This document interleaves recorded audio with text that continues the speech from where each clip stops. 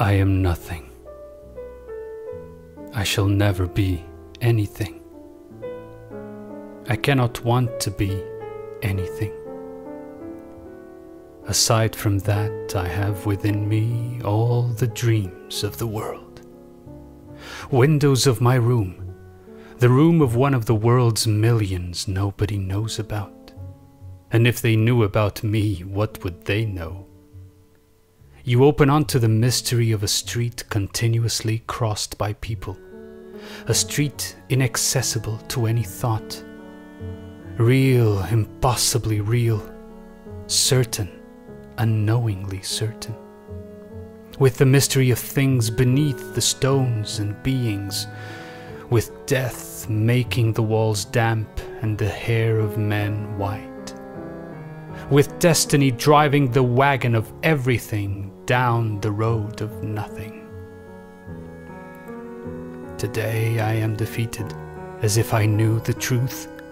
Today I am clear-minded as if I were about to die, and had no greater kinship with things than to say goodbye, this building and this side of the street becoming a row of train cars, departing at the sound of a whistle blowing from inside my head, and a jolt to my nerves and a creak of bones as we go. Today I am bewildered, as one who wondered and discovered and forgot.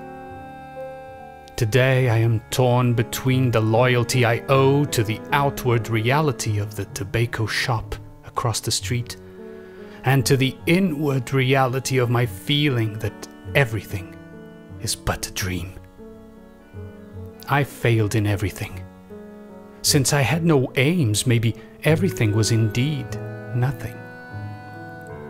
What I was taught, I climbed out of that, down from the window at the back of the house. I went to the countryside with grand plans, but all I found there was grass and trees. And when there were people, they were just like the others. I step back from the window and sit on a chair. What should I think about now? What do I know of what I shall be? I who do not know what I am. Be what I think I am, but I think of so many things. And there are so many who think to be the same thing. There can't be that many. A genius. At this moment 100,000 minds dream themselves geniuses like I do. And history will not register, who knows, not even one. Nor will it remain but manure from so many future conquests. No, I do not believe in myself. In every mental asylum there are mad, deranged people with so many certainties. I, who do not have any certainties, am I more or less right? No, not even in myself. In how many garrets and non-garrets of the world are not there geniuses dreaming unto themselves? How many aspirations high and noble and lucid, yes, truly high, noble and lucid, and who knows, maybe accomplishable, will never see the light of the real sun, nor be heard by human ears. The world is for those born to conquer it, and not for those who dream they can conquer it, even though they may be right. I have dreamt more than Napoleon accomplished. I have clasped to my hypothetical breast more humanity than Christ. I contrived philosophies in secret that no Kant ever wrote. But I am, and maybe I shall always be, the one in the garret, even if I don't live in one. I shall always be the one who was not born for that. I shall always be the one who had good qualities. I shall always be the one who waited for the door to be opened by a doorless wall, and sang the song of the infinite in a chicken house, and heard the voice of God inside a plugged well. Believe in myself? No, nor in anything. May nature pour over my ardent head its sun, its rain, the wind that finds my hair, and the rest that may come if it comes, or if it has to come, or if it has not. Cardiac slaves to the stars, we conquer the world even before we rise from bed.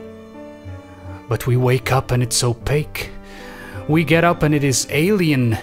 We go out and it is the whole Earth, plus the solar system and the Milky Way and the indefinite. Eat chocolates, little girl. Eat chocolates.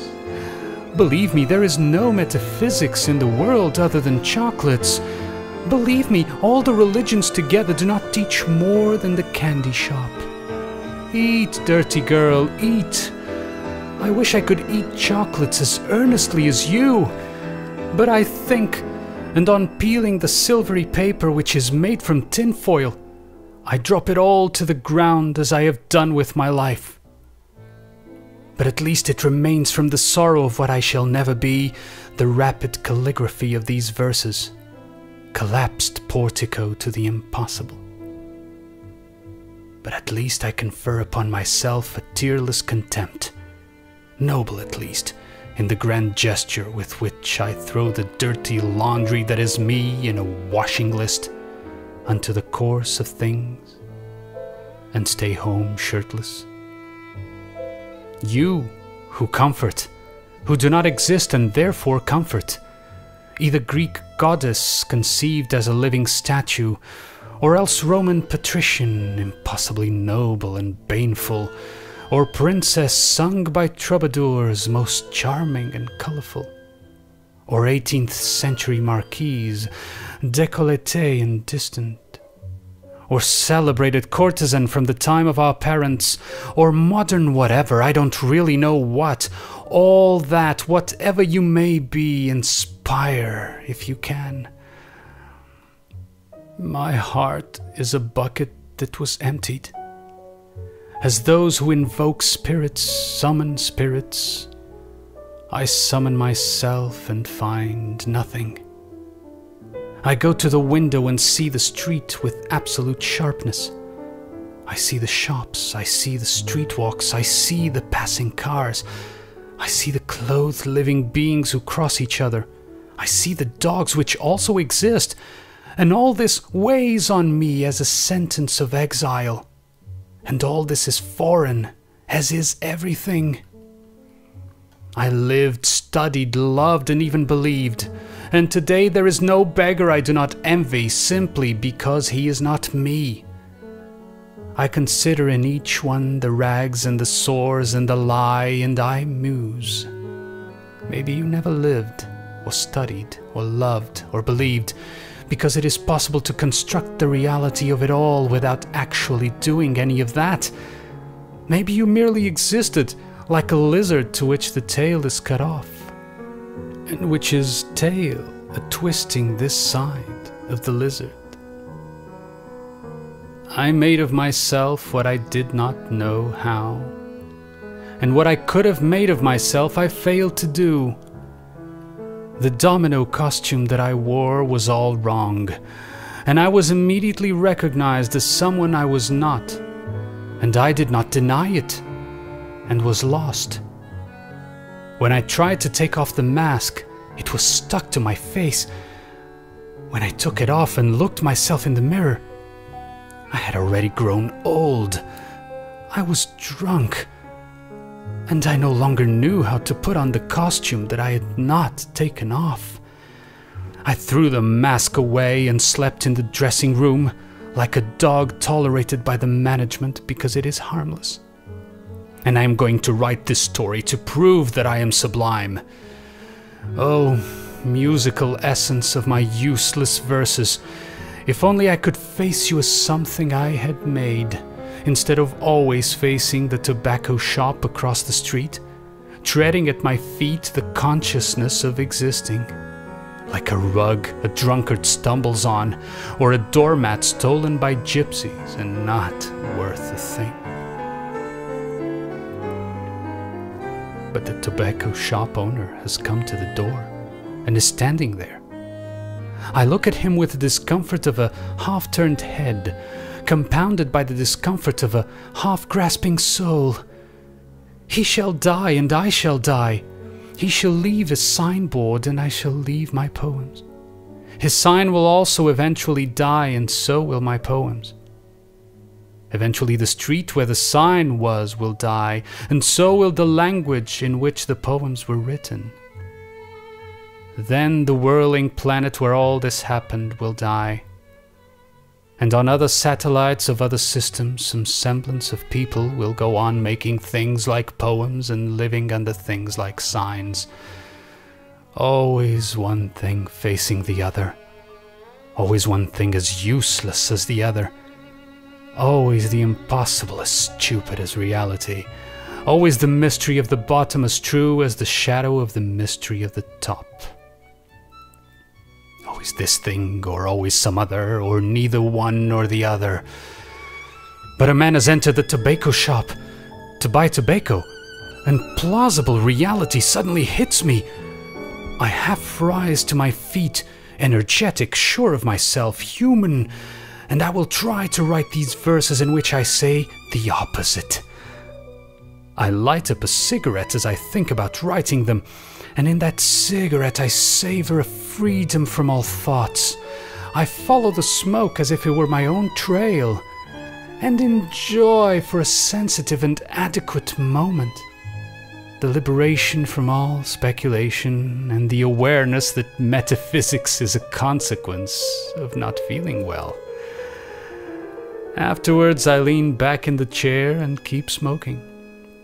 As long as destiny allows, I will keep smoking. If I married my washwoman's daughter, I might conceivably be happy. Given this, I rise and go to the window. The man has come out of the tobacco shop, putting change into his pocket. Ah, I know him. He is Esteves without metaphysics.